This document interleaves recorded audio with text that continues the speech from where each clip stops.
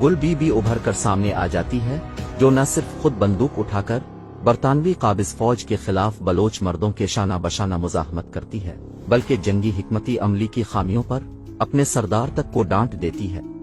गुल बीबी यार मोहम्मद जई कबीले से ताल्लुक रखती थी, जो सरहद के दरमियानी हिस्से में कई इलाकों पर मुश्तमिल एक सल्तनत में रहते थे और इस इलाके में मुख्तलिफ बलोच कबाइल आबाद थे। जनरल डायर के मुताबिक यार मोहम्मद जई कबीले का सरदार मीर जी अंद खान था, जो एक उम्र रसीदा शख्स थे और अंग्रेजों का बदतरीन दुश्मन था। इस जंग के दीगर हीरों में सरदार खलील खान और शाह सवार भी शामिल था, जो कि गुल बीबी का शौहर था। गुल बीबी मोहम्मद हसन के यहाँ खाश में पैदा हुई, जो अपने इलाके का बासर और शानदार शख्सियत थे। बचपन ही से उसने अपनी बेटी को कुरानी उलूम के साथ साथ दीन में इस्लाम के रस्म और रिवाज और बलोचों के कदीम रवायात भी सिखाई। गुल बीबी को तिब में बहुत दिलचस्पी थी, इसलिए उन्होंने लोगों खुसूसन ख्वातीन की खिदमात की गरज से इल्मी तिब की तालीम हासिल की। उसके बनाए हुए मरहम गहरे जख्मों को भी भर देते थे और उसकी तिब्बी शोहरत दूर दराज इलाकों तक फैल चुकी थी। इसलिए बहुत से लोग अपने मरीजों का इलाज करने उसके पास आते थे। बैक वक्त वो मैदान में कारजार में दुश्मनों से लड़ती और जख्मियों के इलाज में भी सरगर्म रहती। मुतज़क्करा दास्तान जनरल डायर ने अपनी किताब राइडर्स ऑफ दी सरहद में बलूचिस्तान में अपनी सरगुज़श्त के तौर पर लिखा है। ये किताब 1921 को लंदन में छपी है और गुल खान नसीर ने इसका उर्दू तर्जमा बलूचिस्तान के सरहदी छापामार और गोरीला जंगजू के नाम से किया है। इस किताब में जनरल डायर ने तफसील से बलोच समाज, बलोचों की नफ्सियात, जंगी महारत, अपनी मक्कारियों, चालबाजियों और झूठे प्रोपेगेंडों पर मुफस्सल बहस की है, जिन्हें पढ़ने के बाद कोई भी नॉर्मल इंसान मुश्किल से अपने आंसुओं को जब्त कर सकता है कि आज़ादी के मतवाले इन सादा लो बलोचों ने अपनी सालमियत के लिए क्या कुर्बानियां दी। अब्दुल्ला जान जमाल दीनी भी इस अजीम खातून से बहुत मुतासिर हुआ जब वो उसके चचा फकीर जान से मिलने आई थी। जमाल दीनी साहब के बकौल वो निस्बतन फरबा खातून थी, जिसने सीने पे 2 रवैया कारतूसों भरा पटा सजा रखा था और उसके कंधे पे बंदूक थी। जमाल दीनी साहब की मालूमात के मुताबिक और भी कई ख्वातीन ने जिनगे आज़ादी लड़ी थी, मगर गुल बीबी उनमें बहादुर तरीन और ज़हीन तरीन कमांडर थी। वो बेपनाह मुज़ाकराती महारत रखती थी। जनरल डायर गुल बीबी से अपनी मुलाकात की रुदाद किताब में इस तरह दर्ज करता है कि दूसरे दिन हम गुल बीबी और दुनिया की खूबसूरत तरीन औरत से मिलने रवाना हुए देखा। मेरी हैरत की इंतहा नहीं रही जब मैंने देखा कि गुल बीबी वाकई एक खूबसूरत नौजवान औरत थी।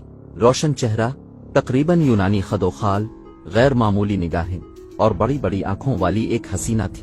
गो बज़ाहिर वो छोटे कद की थी और उसका लिबास सफेद था, जिस पर कशीदाकारी की गई थी, और सर पर उसने दुपट्टा डाल रखा था जो खूबसूरत तहों में था, लेकिन उसके चेहरे को छुपाता नहीं था। हमें बलोची लिटरेचर में जी अंद खान, शाह सवार और खलील खान के बारे में ज्यादा कुछ न मिल सका। जो मवाद दस्तयाब है वो सारे का सारा इस अंग्रेज का है, जो एक तारीख दान नहीं बल्कि जंग का मुखालिफ फरीक था और अपने नुक्ताई नजर से बातें लिखता था। अलबत्ता हम इतना जान सके हैं कि शाह सवार कबीले का मशहूर छापामार और सरदार जी अंद खान का रिश्तेदार था। वो खाश का मालिक और गवर्नर भी रह चुका था। वो गुल बीबी नामी उस बहादुर खातून के इश्क में मुब्तला हो गया, जिनकी गुफ्तो शनीद के बाद शादी हो चुकी थी। इस जंगी कश्मकश में अगर एक तरफ गुल बीबी की साम्राज्य दुश्मनी और बहादुरी थी, तो दूसरी तरफ जनरल डायर की जंगी चालबाजी और जुल्म व जबर था। जब अंग्रेज खाश के किले पर कब्जा करने आए तो बलोच सरदार जी अंद खान की क़यादत में इकट्ठे होते हैं और अंग्रेज समझ जाता है कि अक्सरियत की वजह से बलोचों को शिकस्त देना नामुमकिन है।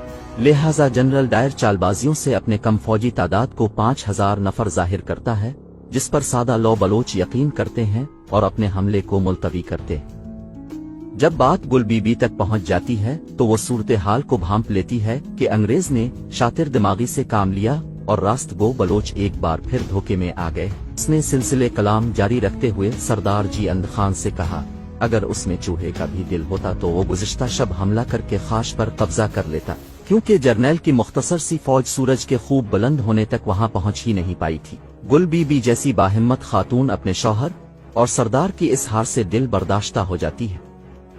बदले में गुल बीबी से मिलने की आरजू करते हैं। ان باتوں سے اندازہ ہوتا ہے کہ گل بی بی ایک غیر معمولی شخصیت کی مالک تھی، اب حسن و خوبصورتی کے علاوہ سماجی مرتبت میں بھی بلند و بالا مقام رکھتی تھی۔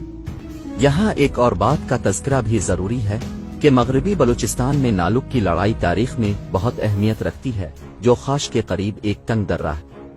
مگر حیرت کی بات ہے کہ آج بلوچ قوم کو جنگ نالک کے بارے میں کچھ معلومات حاصل نہیں، جہاں انگریز کو بلوچ فرزندوں کے ہاتھوں تباہ کن شکست ہوئی تھی۔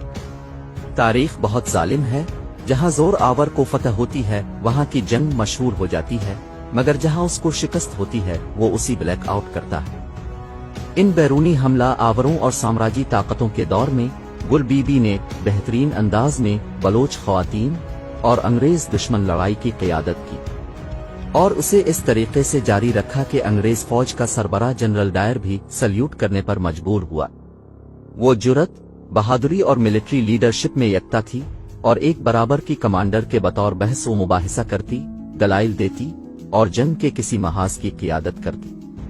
وہ بزرگ سردار جی اند خان سے بھی جنگ کی حکمتی عملی پہ بہت مفید اور کارآمد گفتگو کیا کرتی تھی۔